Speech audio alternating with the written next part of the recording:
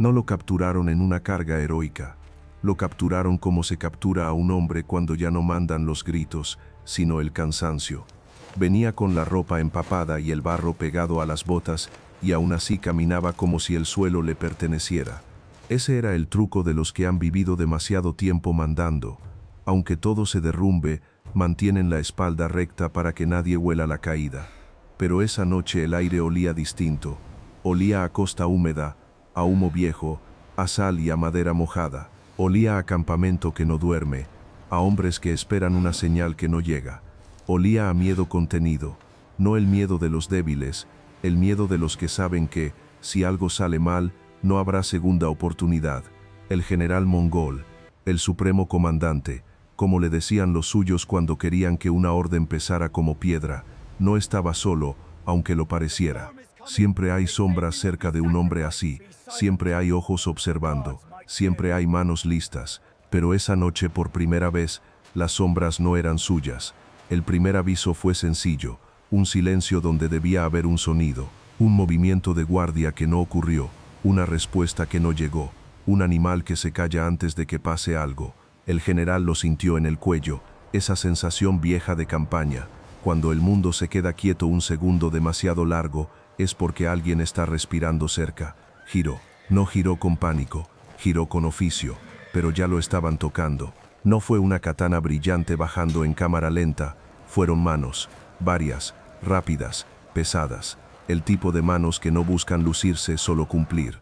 Un golpe corto, seco, donde duele y desconecta, rodillas hundidas en la espalda, cuerdas que muerden muñecas, un tirón que te desarma el hombro sin necesidad de romperte nada, y la tierra en la cara, el barro en la boca, el mundo reducido a la presión de cuerpos encima del tuyo. El general intentó hablar, no para pedir nada, para mandar, porque un comandante manda incluso cuando está cayendo, pero el aire se le fue con el golpe, y cuando recuperó el aire ya tenía la lengua inútil, no por lesión, sino porque nadie estaba escuchando. Lo levantaron sin ceremonia, sin insultos, sin risas. Eso lo enloquecía más que los golpes. Porque el desprecio frío es peor que la rabia te reconoce, el desprecio te convierte en cosa. Lo movieron de noche, no porque fuera más dramático sino porque era más seguro. Los campamentos no son ciudades, en un campamento la noticia camina con patas propias, y un prisionero importante es dinamita si lo ven los ojos equivocados. Lo cubrieron, lo empujaron, lo obligaron a caminar con pasos cortos porque cuando las manos van atadas el equilibrio es un lujo, y cada vez que tropezaba no lo pateaban como en una historia fácil, simplemente lo levantaban y seguían. No lo querían muerto en el camino, lo querían entero para lo que venía. El lugar donde lo dejaron no era una mazmorra de piedra con cadenas teatrales, era peor, era un espacio improvisado, húmedo, con olor a cuerda mojada y a sudor viejo, un poste, una estaca, un tronco, algo sólido, porque la guerra no necesita arquitectura para hacerte sentir pequeño, la guerra usa lo que tiene. Lo sentaron, le amarraron los brazos detrás, le apretaron las cuerdas hasta el punto exacto donde no se corta la circulación, pero duele lo suficiente como para recordarte que estás atrapado. Le dejaron la cabeza libre, porque querían que viera. Ver es parte del castigo, y esperar también. La espera empezó ahí. Minutos que se hacían largos, luego horas. El campamento respiraba alrededor. Pasos, madera crujiendo, una voz a lo lejos, metal chocando contra metal, el sonido de un fuego que no termina de apagarse. Cada sonido decía lo mismo, estás aquí, y nadie tiene prisa por ti. Cuando apareció el samurái que estaba a cargo, no hizo entradas, no hizo gestos grandes, no actuó como villano, llegó, se quedó a la distancia exacta, lo miró como se mira algo que se evalúa, y habló poco. La voz no era alta, no hacía falta. Los hombres que de verdad tienen control no necesitan levantarla. Había un intérprete cerca, sí, pero lo más inquietante fue que por momentos, ni siquiera lo usaron. Dejaron que el general escuchara palabras que no entendía del todo, como si su mente tuviera que rellenar los huecos con lo peor. Eso desgasta más que un golpe. La imaginación es un verdugo que no duerme. Las preguntas fueron directas, no filosóficas, no discursivas, preguntas de guerra. ¿Cuántos barcos? ¿Cuántos hombres? ¿Quién toma el mando si él no vuelve? ¿Qué señal usan para reagruparse? ¿Dónde guardan provisiones? ¿Dónde está el siguiente punto? El general escuchó y se obligó a sonreír por dentro. No iba a hablar, no iba a regalar nada. Su última arma era el silencio. El samurái lo dejó en silencio. No lo castigó inmediatamente. No le respondió con violencia para que la escena fuera más intensa. Simplemente se volteó y se fue unos pasos, como si la respuesta no importara todavía, como si el general no fuera el centro. Y eso fue el primer golpe real, porque el general entendió algo que nunca había permitido entrar en su cabeza. Tal vez su captura no era un accidente, tal vez era un plan, tal vez lo querían vivo no por respeto, sino porque su vida tenía un uso y su muerte también. La siguiente parte fue gradual, y por eso fue más real. No se trata de una sesión de tortura como en ficción barata, sino de un proceso de degradación controlada. Te quitan cosas pequeñas hasta que, cuando te das cuenta, ya no te queda nada. Primero te quitan el sueño, no te dejan dormir seguido, te mueven, te obligan a cambiar de posición, te dejan caer el cuerpo hacia adelante, y cuando vas a colapsar, te levantan. No te rompen el cuello, te rompen el descanso, y el descanso es lo primero que mantiene al orgullo en pie. Luego te quitan el ritmo. La mente necesita saber cuándo viene lo siguiente para prepararse. Ellos no te dan eso. Te hablan cuando no lo esperas. Te ignoran cuando esperas que hablen. Te dejan con sed. Luego te dan agua. Luego te la quitan otra vez. No para jugar, para demostrar que el mundo dejó de ser tuyo. El general empezó a sentirlo en el cuerpo. No heridas abiertas descritas con morbo, sino lo inevitable. Músculos que se entumecen. Muñecas que se hinchan por la cuerda. Espalda rígida. Boca seca, ojos pesados. El cuerpo cuando no duerme, se vuelve enemigo.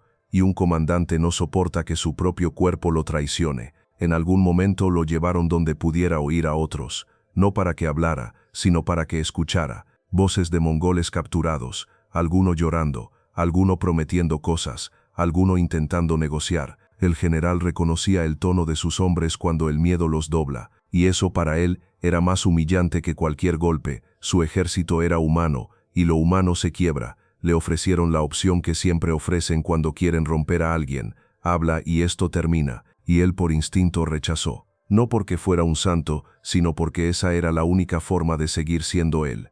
El samurái lo miró un buen rato, y el general comprendió que no le estaban pidiendo información como un trámite, le estaban mostrando otra cosa, que podían hacerlo durar, que su tiempo ya no le pertenecía, que podían convertirlo en ejemplo.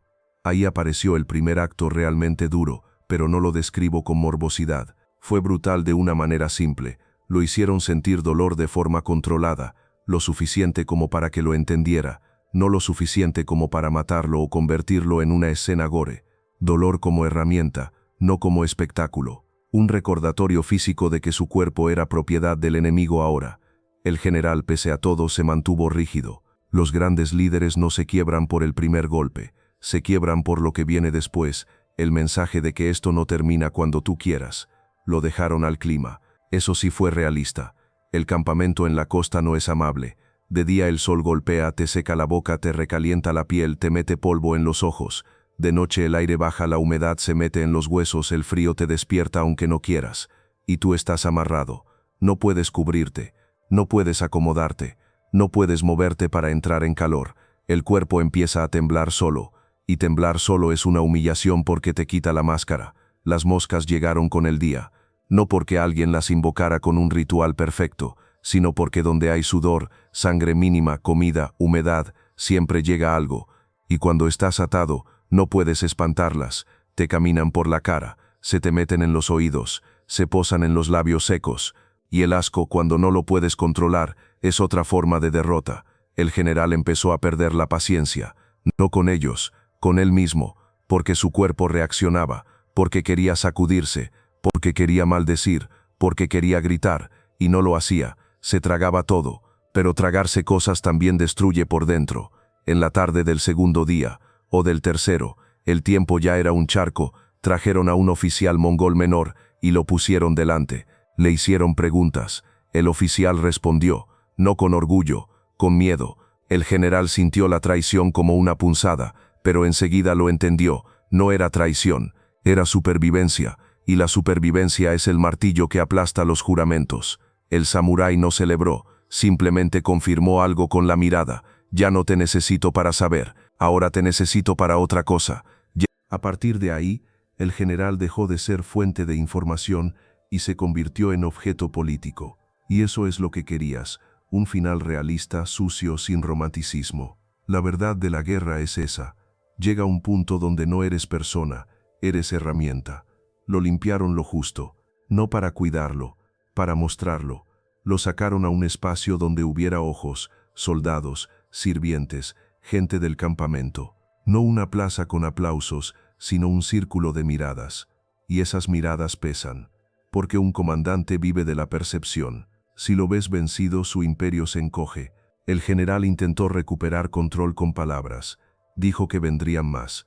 Dijo que Japón ardería. Dijo nombres. Dijo amenazas. Dijo el repertorio de un hombre que lleva años ganando con la lengua tanto como con el acero. El samurái no respondió con rabia. Respondió con una frase seca, casi administrativa, que fue peor que cualquier insulto.